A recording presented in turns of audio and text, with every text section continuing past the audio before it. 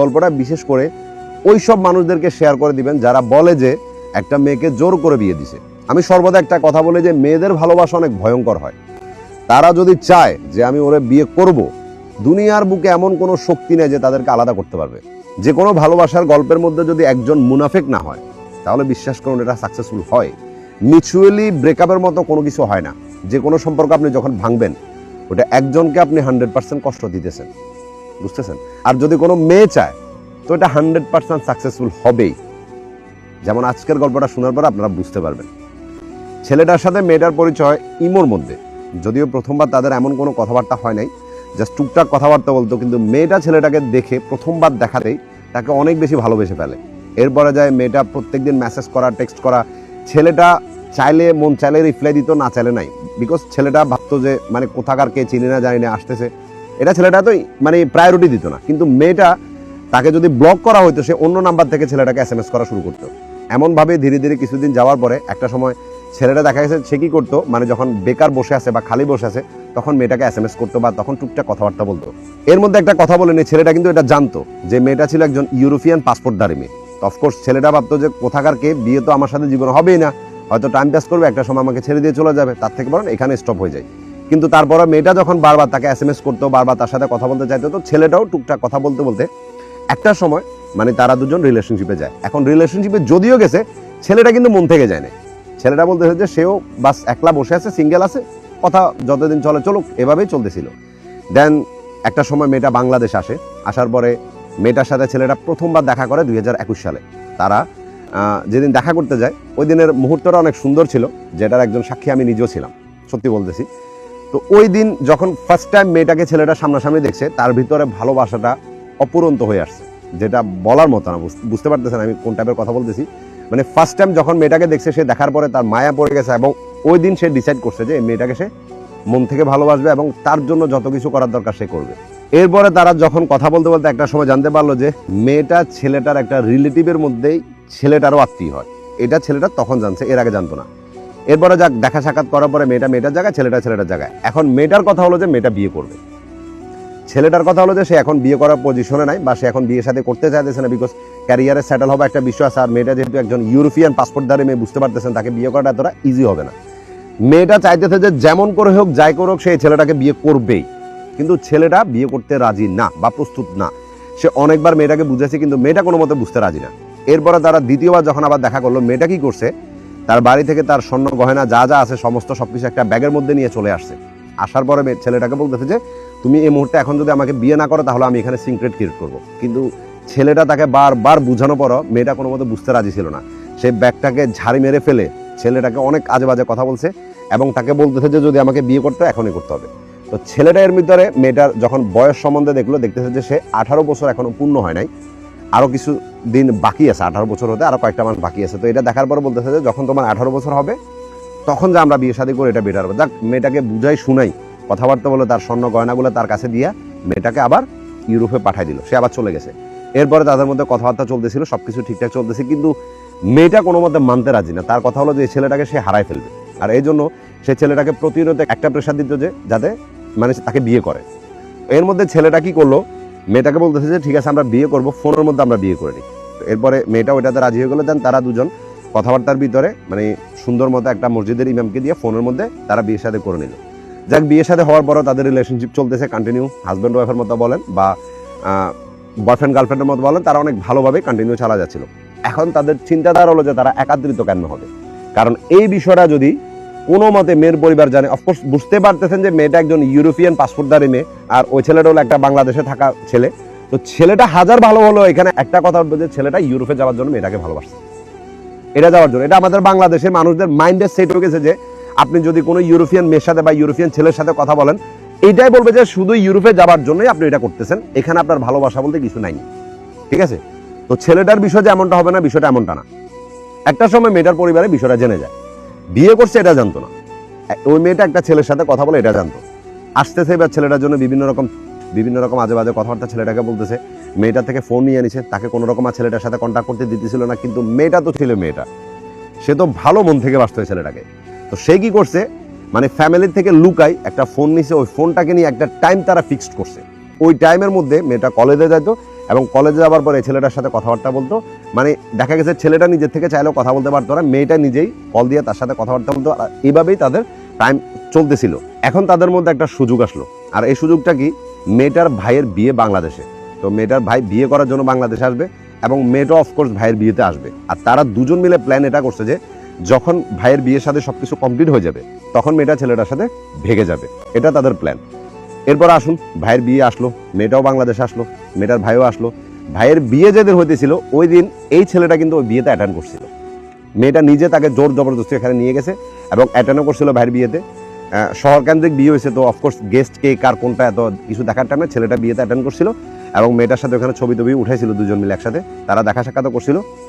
এরপরে তারা দুজন আবার কোর্টের মাধ্যমে গিয়া বিয়ে শাদিও করে নিছে। কোর্টে সমস্ত কাবিন তাবিন করে কোর্টের মধ্যে যেভাবে বিয়ে শাদী করার দরকার সমস্ত সবকিছু তারা আবার দুজন করে নিছে।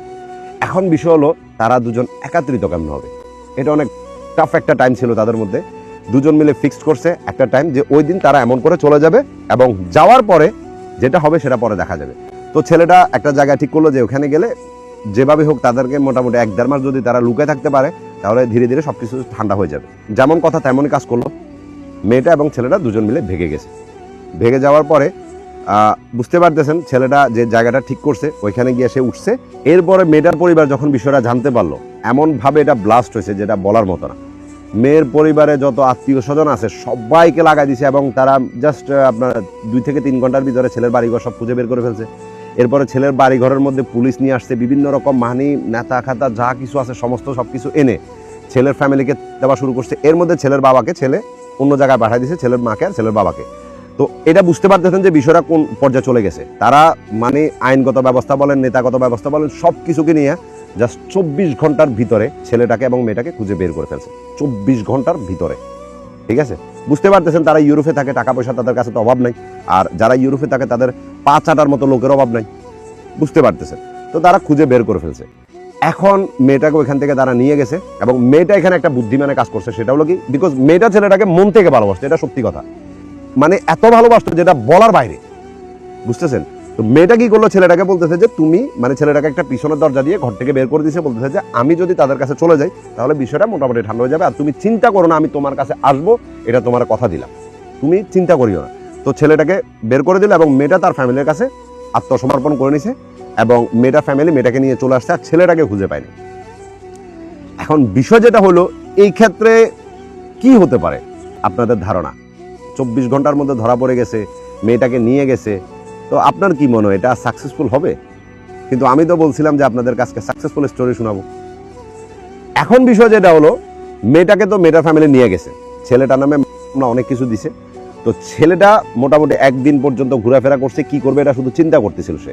এর মধ্যে মেয়েটাকে তার ফ্যামিলিগতভাবে বলেন অনেক অনেক কিছু চলতেছে তার উপরে, কিন্তু মেয়েটার কথা একটাই, সে ওই ছেলের কাছে থাকবে এবং সে তার হাজবেন্ডের কাছে যাবে।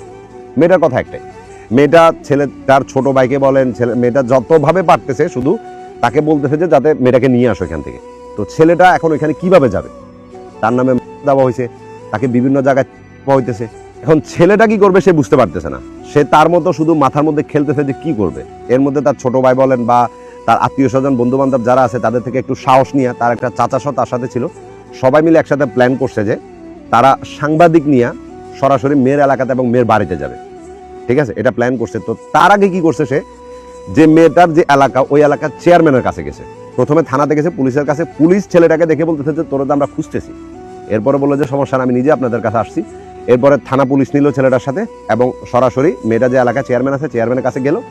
যাওয়ার পরে এলাকার চেয়ারম্যানকে সমস্ত বিষয়টা ভেঙে বলছে। এখন চেয়ারম্যানটা ছিল অনেক ভালো একজন মানুষ।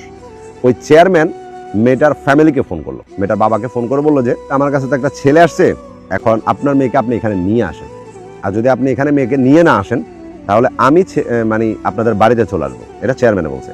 তখন মেয়েটার বাবা বললো যে আচ্ছা ঠিক আছে, আপনি বেশি কাউকে আনিয়েন না, আপনি ছেলেটাকে এবং আপনি নিজস্ব আমাদের বাড়িতে আসেন।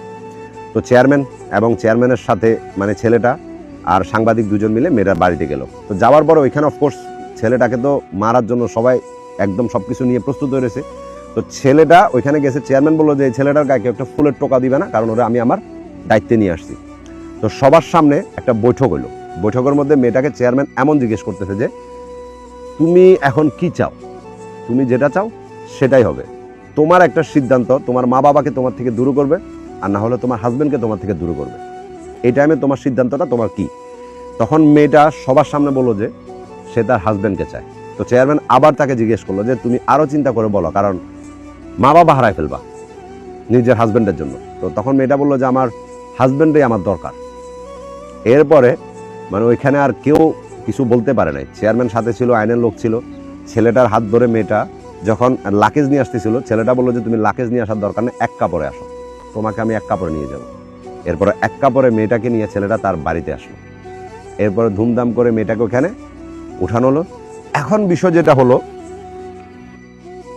মোটামুটি যখন 2 মাস তারা একসাথে ছিল, থাকার পরে মেয়েটা চিন্তা করলো যে সে এখানে থাকলে তো তার হবে না। সে একজন পাসপোর্ট হোল্ডার, ইউরোপিয়ান। তো সে কি করলো, সে ইউরোপে আপনার অ্যাম্বাসিতে যোগাযোগ করলো, তার সমস্ত বিষয়টা সে ওখানে ডিসকাস করলো। কথাবার্তা বলার পরে মেয়েটা বললো যে সে যদি ওখানে যায় তার নিজের ক্ষতি হতে পারে। তো অ্যাম্বাসির যে লোকটা ছিল তারা বললো যে সমস্ত প্রোটেকশন দিয়ে মেয়েটাকে ওখানে নিয়ে যাবো। তো 2 মাস পরে মেয়েটা আবার ইউরোপে ব্যাক করলো। এর ভিতরে মেয়েটার মায়ের সাথে কথাবার্তা হইতো বা বাবার সাথে কথাবার্তা বলতো, কিন্তু ভাইরা কেউ মেয়েটার সাথে কথাবার্তা বলে নাই। তো যখন নিজের বাড়িতে গেলো, ওইখানে আবার সমস্ত সবকিছু আছে। এর মধ্যে মেয়েটা প্রেগনেন্ট হয়েছে। ওইখানে যাওয়ার পরে ঠিকঠাকভাবে সবকিছু চলতেছিল। মেয়েটা টার্গেট একটাই যে সে ছেলেটাকে ওখানে নিয়ে যাবে, আর এটার জন্য যত কিছু তার করতে সে সমস্ত সবকিছু করবে। অফকোর্স মেয়েটার যে ফ্যামিলি ছিল তারা এটার বিরোধিতা ছিল, চাইছে মেয়েটাকে অনেক বোঝানোর, কিন্তু মেয়েটাকে তো বোঝাতে পারেই নাই। তো এর মধ্যে তার ডেলিভারি হলো এবং একটা ছেলে সন্তান তার দুনিয়াতে আসলো। তো যে ডেলিভারি হওয়ার আগে সে যখন অ্যাম্বাসিতে গেল, তার ছেলেটার ভিসার জন্য প্রসেসিং যে করার, ওইটা একটু ইমার্জেন্সি করাতে ছেলেটার ভিসা খুব তাড়াতাড়ি হয়ে গেছে। মেয়েটার এটা চিন্তাধারা ছিল যে সে যখন ডেলিভারি হবে তার আগেই তার হাজব্যান্ডকে সে নিয়ে যাবে, কিন্তু ওইটা তো হয় নাই। তো যখন ডেলিভারি হয়ে গেছে, এরপরে তার হাজব্যান্ডকে সে ওইখানে নিয়ে গেছে এবং সমস্ত পরিবারের বিরুদ্ধে গিয়া মেয়েটা তার ভালোবাসাকে সাকসেসফুল করে দেখাইছে এবং তারা হাজব্যান্ড, ওয়াইফ এবং একটা সন্তান সহ তারা একসাথে আছে, আলহামদুলিল্লাহ। বুঝতেছেন আমি কেমন একটা গল্প আপনাদেরকে শোনালাম? একটা সময় গিয়ে পরিবারের সবাই মেনে নেয়, এটা আমি সর্বদা সবসময় বলছি। সন্তানকে কেউ কখনো ফেলে দেয় না। সাময়িক সময়ের জন্য কষ্ট সবাই পায়, কিন্তু একটা কথা মনে রাখতে হবে যে আপনি এমন একটা সিচুয়েশন আপনার সামনে আসবে, হয়তো আপনার পরিবার না হলে ভালোবাসার মানুষ। আমি এখানে একটা কথা বলিনি, পরিবার ঠিকই একদিন মেনে নিবেই 100%, কিন্তু ভালোবাসার মানুষটাকে আপনি আর দ্বিতীয়বার পাবেন না। এই জিনিসটা মাথার মধ্যে রাখিয়ে।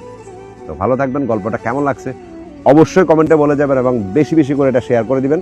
তাদের জন্য দোয়া করবেন, তারা যাতে ভালো থাকে, সুস্থ থাকে, হেলদি থাকে, সবসময় এক অপরকে ভালোবেসে সাথে থাকতে পারে।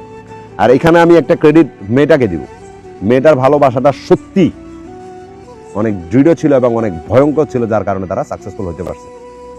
যদি একটু থেকে একটু নড়বড় হইতো, ভাবুন ছেলেটা আজকে কোন জায়গায় গিয়ে থাকতো। ভালো থাকবে।